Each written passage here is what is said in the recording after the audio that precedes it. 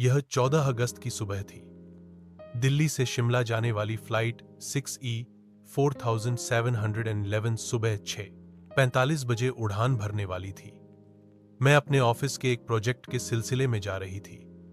मौसम थोड़ा बदल रहा था, हल्के बादल और हवा में नमी थी, लेकिन फ्लाइट बिल्कुल समय पर थी। एयरपोर्ट की चहल पहल, सिक्योरिटी चेक, बोर्डिंग, सब कुछ सामान्य था। प्लेन में कुल 132 यात्री और 6 क्रू मेंबर थे। मैं खिड़की के पास बैठी थी। टेक ऑफ के बाद मैंने आसमान में बादलों को पार करते हुए नीचे की धरती को देखना शुरू किया। मन शांत था और सफर सुहाना लग रहा था। करीब 45 मिनट बाद अचानक प्लेन हिचकोले खाने लगा। पहले हल्का कंपन हुआ, फिर जोरदार झटका। कुछ लोग घबरा गए।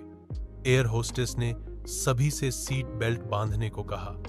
तभी पायलट की आवाज आई, हम मौसम की खराबी के कारण टर्बुलेंस का सामना कर रहे हैं, कृपया शांत रहें। लेकिन टर्बुलेंस के बाद जो हुआ वो कोई नहीं भूल सकता। अचानक जोरदार धमाके जैसी आवाज आई। प्लेन एक तरफ झुक गया, इंजन में से धुआं निकलने लगा। लोग चिल्ला रहे थे, बच्चे रो रहे थे, कुछ लोग प्रार्थना कर रहे थे।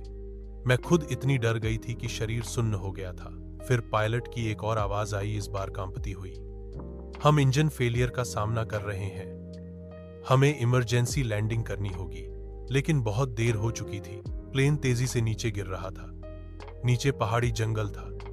जैसे ही प्लेन जमीन के करीब पहुंचा, जोरदार धमाका हुआ। सब कुछ हिल गया और फिर अंधेरा छा गया। जब मुझे होश आया तो मुझे अपनी दाईं बाजू में जबरदस्त दर्द हो रहा था।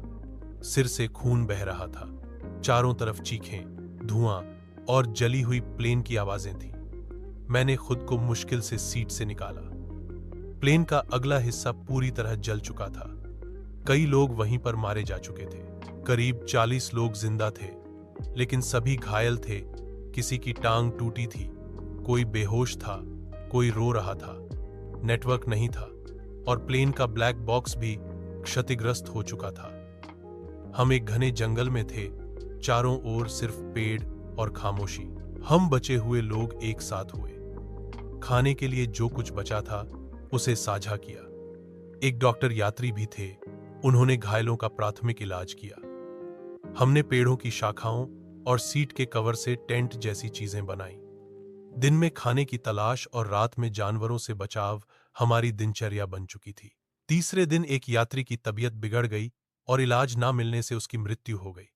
हम टूट चुके थे, लेकिन फिर भी कोशिश कर रहे थे। हमने प्लेन के हिस्सों को जलाकर धुएं के संकेत देने शुरू किए ताकि कोई ऊपर से देख सके।